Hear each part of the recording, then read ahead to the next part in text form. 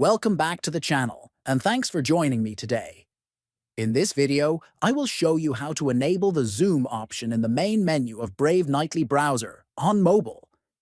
This is a useful accessibility feature that makes browsing easier. First, open the Brave Nightly Browser on your mobile phone. Next, look at the bottom right and tap on the three-dot menu. Then, tap on Settings from the list that appears. After that, tap on Accessibility to open Zoom and display controls. After that, look for the option called Show Zoom option in Main Menu. Turn this option on by tapping the toggle next to it. Once enabled, the zoom control will appear directly in the main menu for faster access. Finally, go back to any web page.